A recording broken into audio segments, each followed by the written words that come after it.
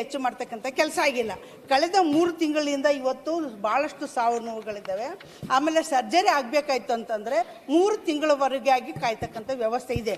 ಮತ್ತು ಎರಡನೇದಾಗಿ ಅಲ್ಲಿರ್ತಕ್ಕಂಥ ಟ್ರೀಟ್ಮೆಂಟಿಗೆ ಏನಾದರೂ ಕೈ ಕಾಲು ಏನಾದರೂ ಇದು ಮುರಿದ್ರೆ ಅಲ್ಲಿರ್ತಕ್ಕಂಥ ಒಬ್ಬ ಹುಡುಗನ 8 ತಿಂಗಳಿಂದ ಕಾಯ್ತಕ್ಕಂಥ ಕೆಲಸ ಆಗ್ತಾ ಇದೆ. ಯಾಕೆ ಈ ರೀತಿ ಆಗ್ತಾ ಇದೆ? ಅಲ್ಲಿರ್ತಕ್ಕಂಥ ವ್ಯವಸ್ಥೆ ಏನಾಗಿದೆ? ಸಚಿವರೇ ತಾವು ಬಂದು ಅಲ್ಲಿ ನೋಡಿ ಗಮನಿಸಿ ನೀವು ದಯವಿಟ್ಟು ಹೇಳಿ. ಮಾನ್ಯ ಅಧ್ಯಕ್ಷರೇ, ನಾನು ಕೊಪ್ಪಳ ಆಸ್ಪತ್ರೆಗೆ ಹೋಗಿದ್ದೆ.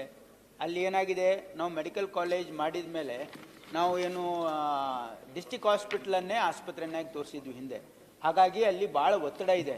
ಅದು 400 ಬೆಡ್ ಭಾಳ ಒತ್ತಡ ಇದೆ. ಅದಕ್ಕಾಗಿಯೇ ಹೊಸ ಆಸ್ಪತ್ರೆ ಕಟ್ಸೋದಕ್ಕೆ ನಾವು ಹಿಂದಿನ ಸರ್ಕಾರ ಇದ್ದಾಗ ಮಾನ್ಯ ಮುಖ್ಯಮಂತ್ರಿಗಳು ಸ್ಯಾಂಕ್ಷನ್ ಮಾಡಿದ್ರು. ಅದು ಈಗ ಕಟ್ಟಡ ಈಗ ಮುಗಿಯಕ್ಕೆ ಬಂದಿದೆ. 5 ವರ್ಷ ಅದು ಭಾಳ ವಿಳಂಬ ಆಯಿತು. ಈಗ ಎಲ್ಲ ರೀತಿ ಕ್ಯಾಬಿನೆಟಲ್ಲಿ ಅದಕ್ಕೆ ನಾವು ಅಪ್ರೂವಲ್ ಕೊಡಿಸಿ ಈಗ 2 ತಿಂಗಳ ಒಳಗಾಗಿ ನಾವು ಅದನ್ನು ಮುಗಿಸ್ಬೇಕು ಅಂತಕ್ಕಂಥದ್ದು ಒಂದು ಟೈಮ್ ಲೈನ್ ಹಾಕ್ಕೊಂಡಿದ್ದೀವಿ. ಆಮೇಲೆ ಸರ್ಜರೀಸು ಡಿಲೇ ಆಗಿದೆ ಅಂತ ಅವ್ರು ಹೇಳಿದ್ದಾರೆ. ಅದು ಒಂದು ಇಲಾಖೆಯಲ್ಲಿ ನನ್ನ ಗಮನಕ್ಕೆ ಬಂದಿತ್ತು. ಏನಂತಂದ್ರೆ ಅದು ಕನ್ನಡಪ್ರಭದಲ್ಲೂ ವರದಿ ಆಗಿತ್ತು. ಏನಂದ್ರೆ ಬಹಳ ಸುದೀರ್ಘವಾಗಿ ಟೈಮ್ ಕೊಡ್ತಾ ಇದ್ದಾರೆ ಅಂತ. ಅವ್ರು ಸಂಬಂಧಪಟ್ಟವರು ಏನು HOD ಇದ್ದಾರೆ, ಅವ್ರಿಗೆ ಈಗಾಗಲೇ ವಾರ್ನಿಂಗ್ ಇಶ್ಯೂ ಆಗಿದೆ. ಈಗ ಸರಿಪಡಿಸಿದ್ದಾರೆ. ಮತ್ತು ಸಚಿವರೇ, ಇದು ಮಾತ್ರ ಬಹಳ ಸುಳ್ಳು. ಇನ್ನುವರೆಗೆ ನೀವು ಕಳೆದ ಒಂದು 15th ಇಂದ ನಾನು ಪ್ರಶ್ನೆ ಕೇಳಿದಾಗ ಇಲ್ಲಿವರೆಗೂ ಯಾವ ಇಂಪ್ಲಿಮೆಂಟೇಷನ್ ಇಲ್ಲ.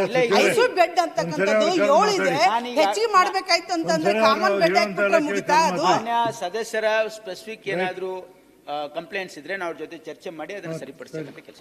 ಲಿಖಿತ ಮೂಲಕ ಉತ್ತರ ಸಭಾನಾಯಕರು. ಒಂದು ನಿಮಿಷ ಮುಗಿಲಿ, ಇವ್ರು ದಯವಿಟ್ಟು ನೀವು ಈ ಸದನ ಮುಗಿಯೋದ್ರೊಳಗಡೆ ದಯವಿಟ್ಟು ಉತ್ತರ ಕೊಡಿ. ಹೇಳಿ. ನಾನು ಕೇಳಲಿಲ್ಲ. ಸದನ ಮುಗಿಯೋದು ಕೊಡತ್ತೆ ಅವಾಗ ಹೇಳಿ. ನೀ ಕೇಳಿಲ್ಲ. ಸದನ